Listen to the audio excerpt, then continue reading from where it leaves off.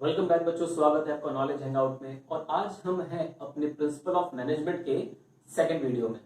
पिछले वीडियो में हमने बात किया था कि क्या है प्रिंसिपल ऑफ मैनेजमेंट और क्या है उसका नेचर।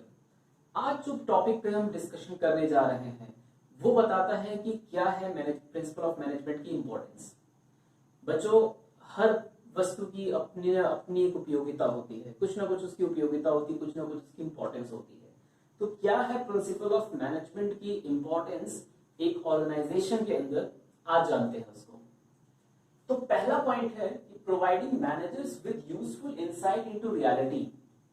प्रिंसिपल ऑफ मैनेजमेंट क्या करता है कि जितने भी मैनेजर्स हैं उनको रियलिटी की जो इनसाइट इंफॉर्मेशन है, जो अंदर की इंफॉर्मेशन है, वो प्रोवाइड कराता है। कैसे? इसमें कहीं ना कहीं हर प्रिंसिपल के पीछे थ्योरी बेस है। उस थ्योरी के पीछे बहुत सारे एक्सपेरिमेंट्स, बहुत सारे पास्ट प्रैक्टिसेस का एक डेटाबेस है। तो अगर मैनेजर्स वाकई प्रिंसिपल ऑफ मैनेजमेंट को फॉलो करना चाहते हैं तो they have to study each and every aspect of the principle. उसको पढ़ने के बाद उनको रियलिस्टिक अप्रोच के बारे में जानकारी मिलती है और साथ ही साथ ये भी पता चलता है कि इन केस वो principal of management real life situation में वर्क नहीं करता तो उसके करेक्टिव एक्शन के रूप में आपको कौन कौन से स्टेप उठाने हैं। तो एक जो रियलिस्टिक अप्रोच है वो प्रोवाइड करता है प्रिंसिपल ऑफ मैनेजमेंट। क्लियर? दूसरा पॉइंट है scientific decision.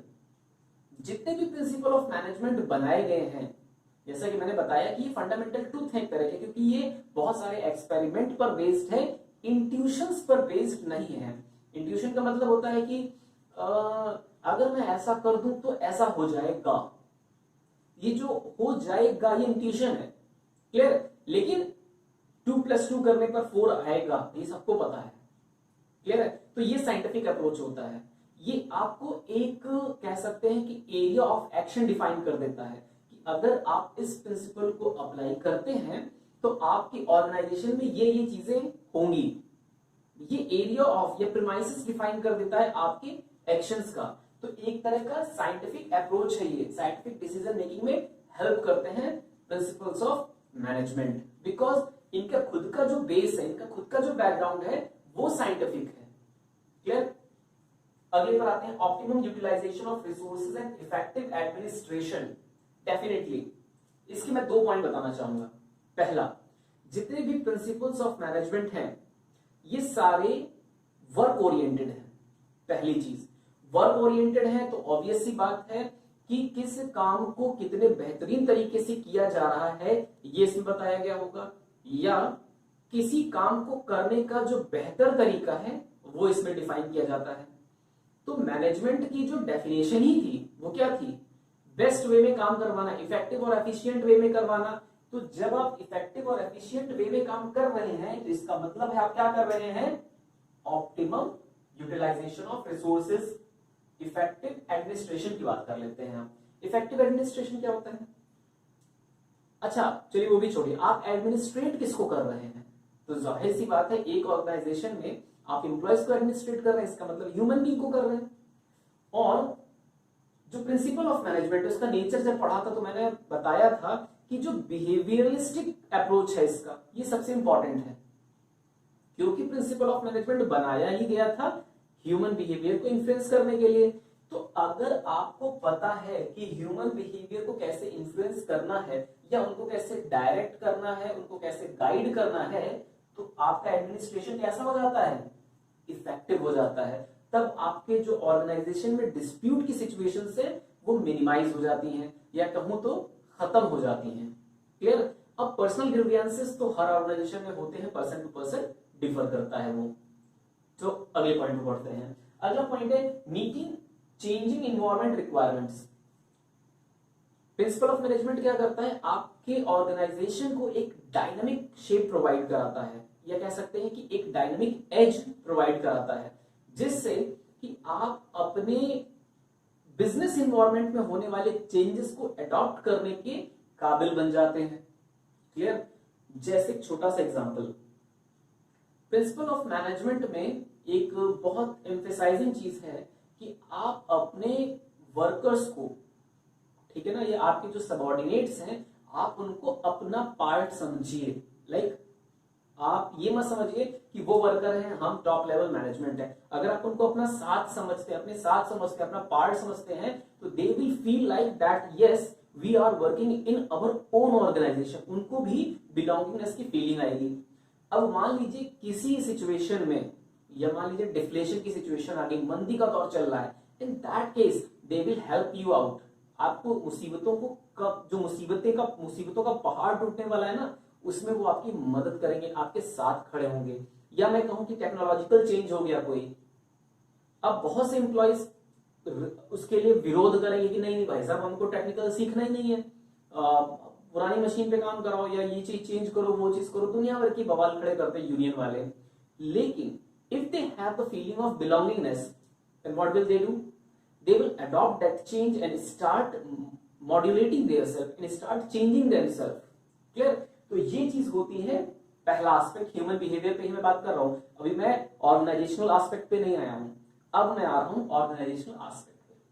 Principal of management कहता है कि बी फ्लेक्सिबल, तैयार रहिए हर एक नई चुनौती का सामना करने के लिए। और उसके लिए जो गाइडलाइंस है वो प्रिंसिपल ऑफ मैनेजमेंट में दी गई है। जैसे एक प्रिंसिपल ऑफ मैनेजमेंट है science not rule of thumb, science not rule of thumb. तो उसमें बताया गया है कि भैया पुरानी चीजों को मत फॉलो करो, जैसे जैसे इन्वायरमेंट चेंज हो रहा है इसको अडॉप्ट करते रहो, और उसके लिए बहुत सारी गाइडलाइंस भी दी हैं। इसका मतलब प्रिंसिपल ऑफ मैनेजमेंट क्या कर रहा है? आपको चेंजिंग इन्वायरमेंट के लिए प्रोत्साहित कर रहा है, स्टिमुलेट कर रहा है कि go and adopt it, because it is not a threat, it can be an opportunity for you. तो उसको जाके इनकैश करो, जो पहले जाता है वो पहले पाता है वाली कहानी है। तो मैनेजमेंट, प्रिंसिपल ऑफ मैनेजमेंट क्या कहता है आपको कि अडॉप्ट द चेंजेस। इसका मतलब क्या है? वो आपको चेंजिंग इन्वायरमेंट के लिए जो भी रिक्वायरमेंट है वो प्रोवाइड कराता है, साइकोलॉजिकली भी और आपकी पॉलिसी वाइज भी। ठीक, अगला है management training education and research. Management training education and research का यहां पर यह मतलब है कि जो प्रिंसिपल ऑफ मैनेजमेंट है वो आपके मैनेजमेंट के कोर बन जाते हैं। कोर का मतलब क्या होता है? द सेंटर पॉइंट, जिसके इर्द गिर्द आपकी पूरी मैनेजमेंट स्ट्रेटजी रिवॉल्व करती है। क्लियर? तो जब प्रिंसिपल ऑफ मैनेजमेंट आपका एक सेट स्टैंडर्ड बन गया है, प्रिंसिपल ऑफ मैनेजमेंट एक सेट स्टैंडर्ड बन गया है, तो मैनेजर्स की जो ट्रेनिंग है वो उसी के अकॉर्डिंग दी जाती है, मैनेजर्स को एजुकेशन भी उसी अकॉर्डिंग दी जाती है। और अगर कुछ डिफरेंसेस होते हैं तो उसके ऊपर R&D भी, यानी कि रिसर्च एंड डेवलपमेंट भी किया जाता है।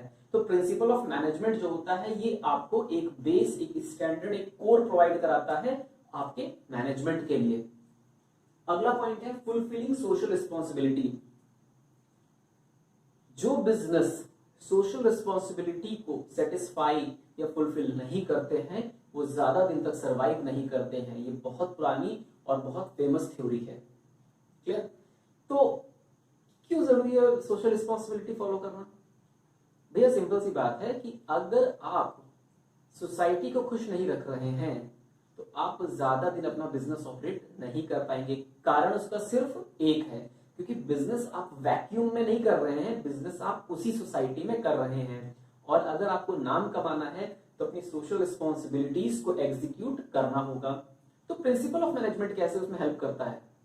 सिंपल सी बात है कि जब प्रिंसिपल्स ऑफ मैनेजमेंट आपको पूरे स्ट्रक्चर को कंट्रोल और एडमिनिस्ट्रेट करने की एजुकेशन देते हैं तो साथ ही साथ वो आपको इतना इंटेलेक्चुअल भी बनाते हैं कि बिजनेस इन्वायरमेंट या बिजनेस रिक्वायरमेंट के लिए या बिजनेस को स्मूथली रन कराने के लिए किन किन चीजों का होना जरूरी है, इसकी समझ मैनेजर्स को आने लगती है।